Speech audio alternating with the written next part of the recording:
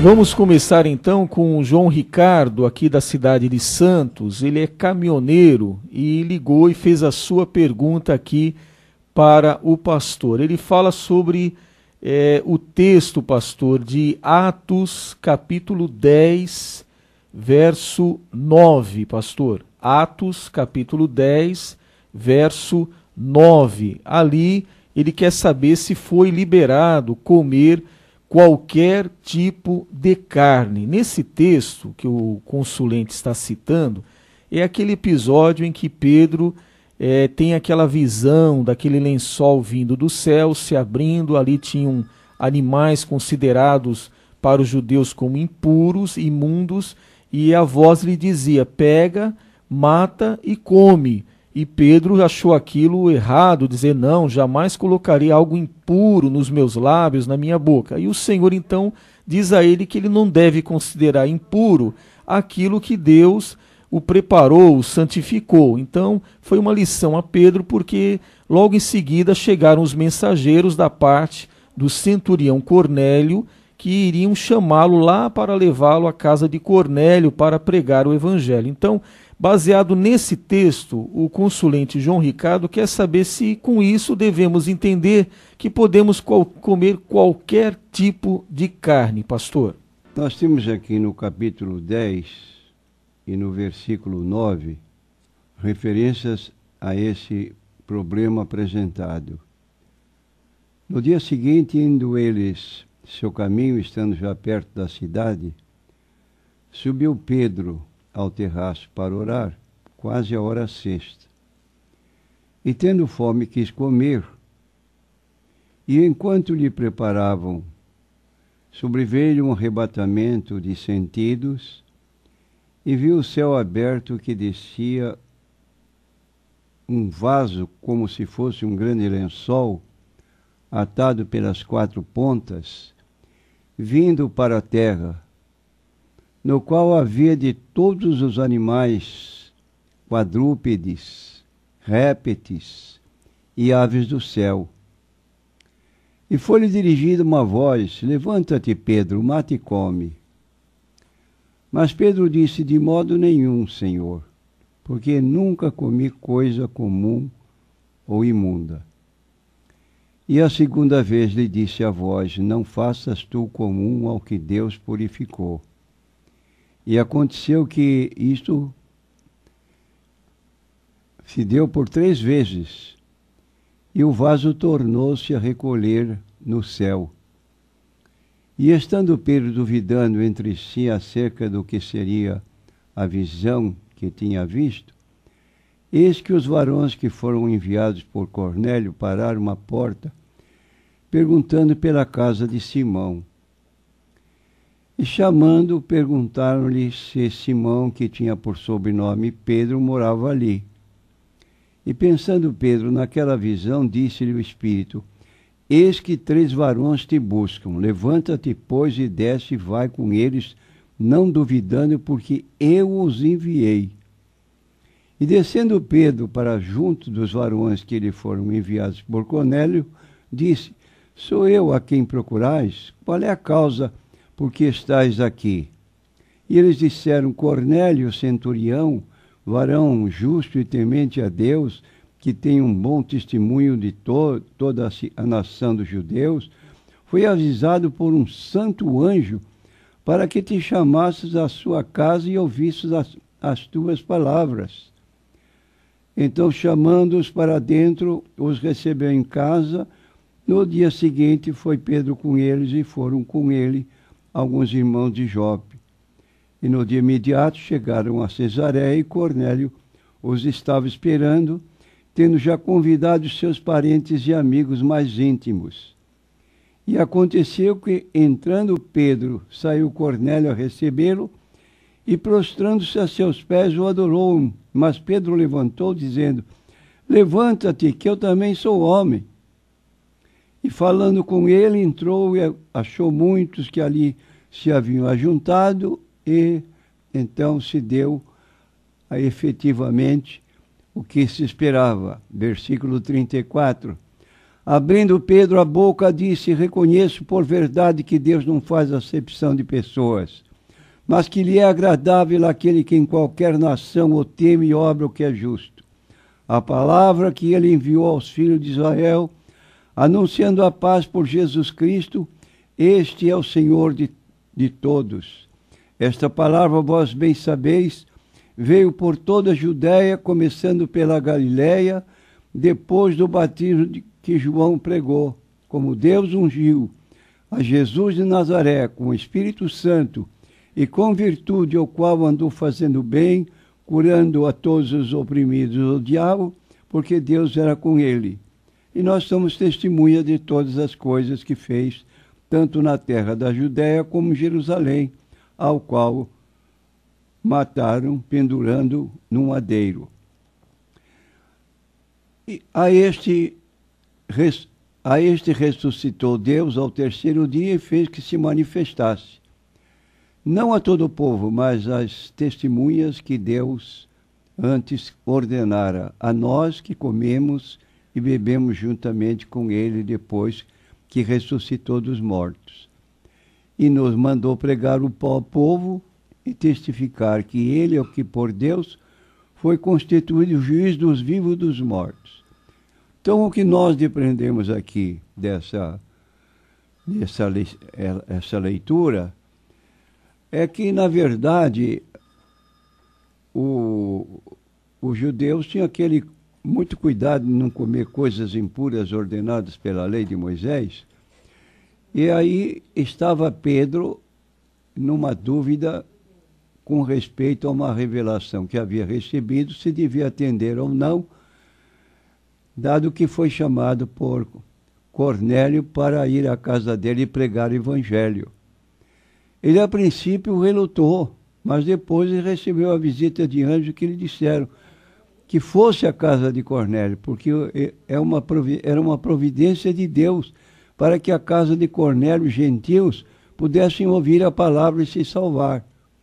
Então foi um meio pelo qual Deus pôde convencer Pedro a deixar de lado suas dúvidas e atender com todo cuidado a chamada de Cornélio, que embora um cidadão estranho, gentil, capitão do exército romano, ele havia recebido uma visão de Deus que precisava ser obedecida para que o povo pudesse ouvir a mensagem e ser salvo. É uma mensagem figurada, altamente ligada à vida espiritual.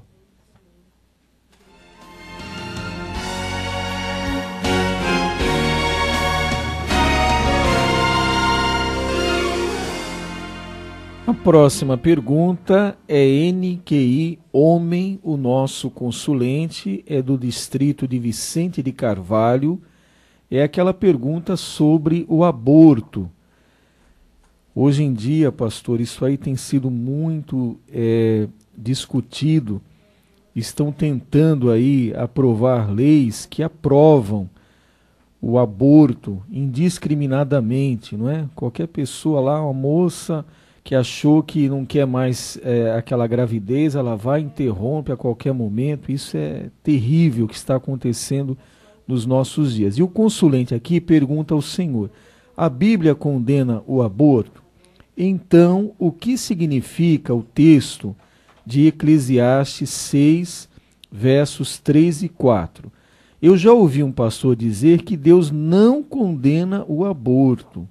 Gostaria que o senhor fizesse um comentário sobre isso, por favor. O texto que se refere como base para a realização do aborto, aleatoriamente, não tem apoio nesse texto bíblico. A morte em idade jovem, é o que nós entendemos da mensagem, é lamentável, mas também uma vida longa não é garantia de que a pessoa desfrutará daquilo que Deus lhe deu. Uma vida cheia de aflição, leva a pessoa a desejar que tivesse morrido ao nascer e assim não sofrer tanto. Temos aqui um exemplo na vida de Jó.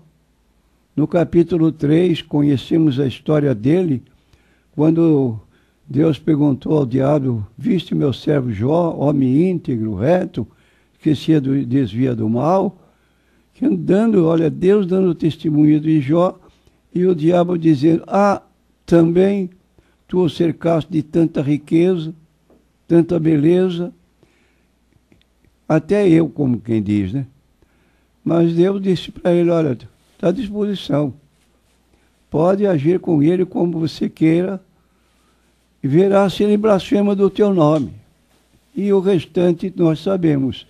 Então aqui está mais ou menos isso, quer dizer, cortar a vida da pessoa. Às vezes é um ato de significação que a pessoa perde todo o seu... Só saber disso já perde entusiasmo de viver. Então, à luz da eternidade, o que importa é que vivamos para Deus. E isso se pergunta: você quer viver mais? 2 vezes mais? 3 vezes mais? Pede a Deus, mas não esqueça, não vá cair na devassidão, porque aí o seu caso é muito mais grave. Você vai acumular pecados e aí, diante de Deus, seu juízo será mais severo.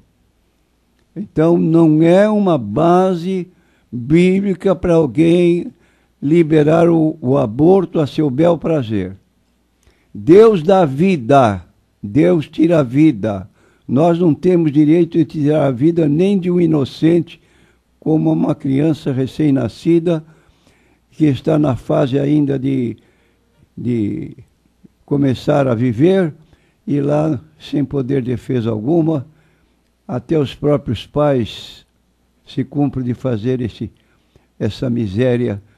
E como acabou de falar o pastor, e às vezes tem casas que são assim, ocultas, onde se faz aborto à torto e à direito, mata-se como se quer, achando que tudo está legal. Deus está vendo e vai cobrar essa miséria dos nossos dias. E está acumulando, porque há governos que já estão liberando essa facilidade de aborto, como quem diz, o que matou não tem nenhum conceito de maldade, de crime, mas é uma realidade diante de Deus. E aí qualquer pastor que tiver a audácia, a petulância de se expor publicamente e dizer que a Bíblia não proíbe o aborto, vai estudar a Bíblia de novo, porque você não conhece Bíblia. Nunca Deus fez uma coisa dessa, autorizar a morte de inocentes. É interessante porque o pastor já nos trouxe uma ilustração aqui de um caso de uma mãe que procurou um médico. Esse médico temia Deus e ela levou o seu filho menor e ela estava grávida. O senhor lembra o que o senhor falou? Eu lembro. Aí chegou para o médico e falou: eu queria abortar. Aí ele falou: muito bem, então vamos matar esse aqui. Não, esse aqui não vai matar esse. Por que essa diferença? Porque o que estava no ventre ela não tinha visto ainda, então ela podia matar? Pois é isso que está acontecendo, infelizmente. Matar por ordem da própria mãe. Eu diria, seria melhor que nunca tivesse nascido, porque o juízo diante de Deus vai ser muito severo. Nós não somos selvagens, somos pessoas citadinas que vivemos dentro de uma ordem social, temos governo para orientar nesse particular, e se formos viver como pessoas nômades, aí, sem destino, sem vida, quer dizer, sem critério nenhum de forma de viver, é o fim. Muito bem, a próxima pergunta também é NQI Homem. Pergunta aqui ao pastor: o que é juízo temerário? Juízo temerário é um juízo feito sem conhecimento das causas, de ambos os lados, o que está exigindo a outra parte, que talvez se sinta prejudicada e a parte que, por sua vez, não quer atender esse pedido. Então, admite que está havendo um estado de juízo temerário, de um ou de outro. E esses fatos que têm ocorrido diante de juízos temerários podem levar até a morte. Pessoas que se iram e estão dispostas logo a tirar a vida um do outro. É como acontece no acidente de carro na rua. Um acusa o outro de culpado do acidente. Depois começam a discutir e um lá mais atrevido pega o revólver e bumba. Mata uma pessoa inocente porque achava que tinha direito de reclamar dessa maneira. A próxima pergunta, também NQI Homem. Pastor, o que é grande comissão? Infelizmente, digo eu, é uma frase, uma declaração de Jesus muito desconhecida a partir de líderes. Se perguntar para ele, você pratica a grande comissão? Ele vai perguntar, tateando, o que quer dizer isso? Isso está escrito na Bíblia?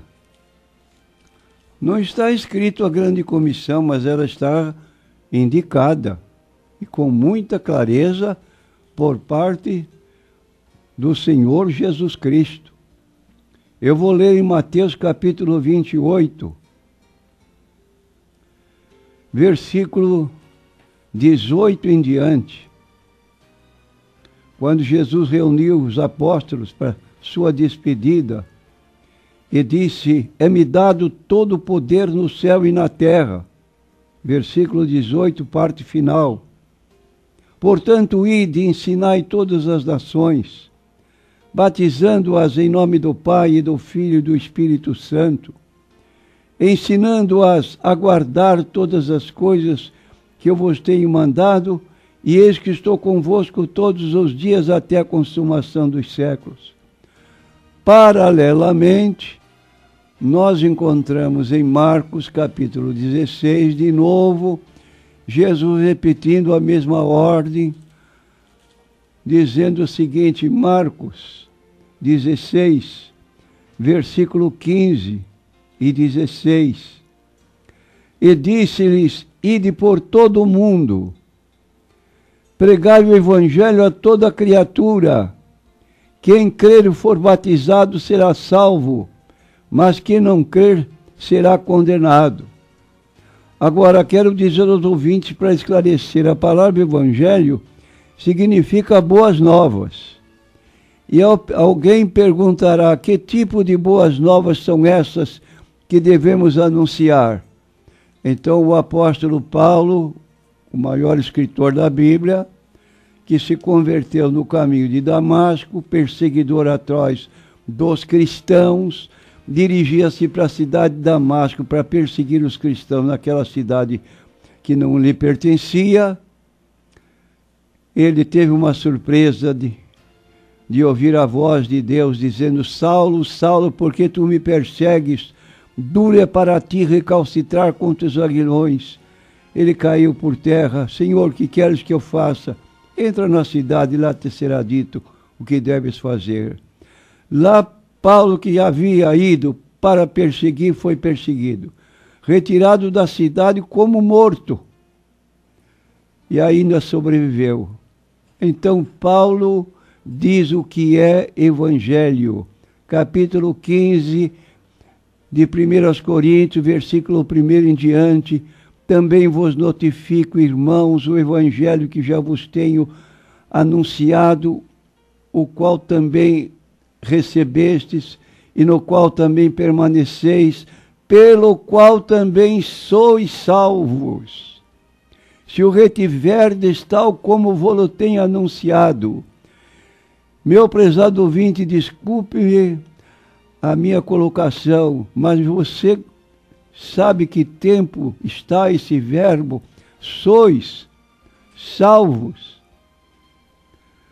Este verbo está no tempo presente, não é para ser salvo depois da morte. é para viver salvo agora, como disse Jesus, quem ouve a minha palavra e crê naquele que me enviou, primeiro, tem a vida eterna, tempo presente. Futuro, não entrará em condenação. Terceiro, passou da morte para a vida. Usufrua essa felicidade. E ele descreve o que é o Evangelho, porque primeiramente vos entreguei o que também recebi, que Cristo morreu. Porque ele morreu? Por nossos pecados, segundo as Escrituras, e foi sepultado, e que ressuscitou ao terceiro dia, segundo as Escrituras, foi visto por Cefas, depois pelos 12, depois foi visto uma vez por mais de 500 irmãos, dos quais vive ainda a maior parte, mas alguns já dormem também. Depois foi visto por Tiago, depois por todos os apóstolos, e por derradeiro de todos me apareceu também a mim como um abortivo. Porque eu sou menor dos apóstolos. Eu não sou digno de ser chamado apóstolo, porque eu persegui a igreja. Mas pela graça de Deus sou o que sou. E aí está então, irmãos, a nossa perspectiva futura é a morte, sepultamento e ressurreição de Cristo. E diz o versículo 17, se Cristo não ressuscitou, é vã a vossa fé. Feche a igreja, porque você está trabalhando inutilmente. E ainda permaneceis nos vossos pecados. E também os que dormiram em Cristo estão perdidos. E se esperamos em Cristo só nesta vida, somos os mais miseráveis de todos os homens. Olha que situação de uma pessoa que está na igreja e não sabe o que crê, não sabe o que faz. E aqui está claramente, pregar o evangelho é isso, que disse Jesus. E o evangelho está aqui bem claro. Felizmente, muita gente que diz que crê em Jesus não crê na ressurreição de Jesus. O que aconteceu com o corpo de Jesus? Ah, Deus veio e escondeu o corpo de Jesus, ninguém sabe até hoje. Oh, meu Deus do céu, que fantasia para negar a ressurreição do Senhor Jesus Cristo. Jesus Cristo assentou-se à direita do Pai. O primeiro que viu Jesus sentado foi Estevão. A pedradas, os judeus jogavam pedras para matá-lo. Conscientemente ele olhou para o céu, viu o céu aberto e o Filho do Homem em pé à mão direita do Pai e disse a Jesus, numas últimas palavras, Senhor Jesus, recebe o meu espírito. Foi embora para o céu e ele então agora foi dormir, isto é, o corpo dele foi para a sepultura, aguardando o dia da ressurreição, quando Jesus voltar para levar a sua igreja. Está lá em 1 Tessalonicenses, capítulo 4, versículo 4. Trará com ele aqueles que com ele estão. Está lá no livro de Hebreus, capítulo 12, versículo 26. Espírito dos justos aperfeiçoados. Estão lá junto do Pai, dos apóstolos e outros que aí estão vivendo no céu. Pastor, aproveitando que o senhor falou sobre a grande comissão, o evangelismo, o Antônio do bairro Estuário, ele quer saber qual o verdadeiro significado do batismo com o Espírito Santo. Pastor, qual a finalidade do batismo com o Espírito Santo? Ele fala daquela passagem aqui, que quando Pedro, o senhor já leu hoje, estava lá na casa de Cornélio pregando o evangelho, e naquele dado momento caiu o Espírito Santo ali, e aqueles gentios foram todos cheios do Espírito Santo. Então, ele quer saber qual a finalidade do batismo com o Espírito Santo. Nós indicamos duas finalidades a respeito do batismo. Jesus disse claramente, convém que eu vá, porque se eu não for, não virá a vós o Consolador, que é o Espírito Santo. Quando ele vier, olha o que o Espírito Santo faz junto a nós. Quando ele vier, primeiro, convencerá o mundo do pecado, da justiça e do juízo. Não pense que pregador, pela sua eloquência, consegue ganhar almas para Cristo. Quem age, quem atua na vida da pessoa é o Espírito Santo. Quando ele vier, convencerá o mundo do pecado, da justiça e do juízo. Do pecado, por quê? Porque não crê em mim, Jesus falou. Da justiça, por quê? Porque o príncipe deste mundo vai ser julgado. E do juízo, é o estado final. Então, não diga que o Espírito Santo não tem atividade aqui na Terra de ampla necessidade. Agora, voltando à individualidade, nós encontramos no livro de Atos dos Apóstolos a grande ordem de Jesus, dizendo, quando ressuscitou dos mortos, pregar o evangelho a toda criatura. Está em Lucas 23, 46 em diante. Pregar o evangelho a toda criatura. Não vos retireis de Jerusalém até que do alto sejais revestidos de poder. E eles ficaram na cidade esperando a descida do Espírito Santo. Então, esperando, a mensagem que foi dada a eles foi esta. Disse-lhes, não vos pertence saber os tempos, as estações que o Pai estabeleceu pelo seu próprio poder, mas recebereis a virtude do Espírito Santo que há de vir sobre vós, ser-me-eis testemunhas tanto em Jerusalém como em toda a Judéia e Samaria e até os confins da terra. O que quer dizer testemunha de Jesus? Não de Jeová, que não prega Jesus. Prega Armagedon. Nós não pregamos Armagedão, pregamos salvação. O que quer dizer isso, ser-me-eis testemunha? É aquela pessoa que recebeu salvação da pessoa de Cristo e vai testemunhar para os demais colegas, amigos, conhecidos ou mesmo pessoas desconhecidas o que Jesus fez na sua vida. Dá um testemunho pessoal do seu novo nascimento, como disse Jesus para Nicodemos, se alguém não nascer de novo, não pode ver o reino de Deus. E reiterou, não pode entrar no reino de Deus. Então, ter título só não resolve. É preciso que esteja a pessoa que se diz cristã, salva por Cristo, tenha atuação do Espírito Santo na sua vida. Pedi, dar-se-vos-á, buscai, achareis, batei e abrir-se-vos-á. É a maneira de Deus ouvir a nossa oração.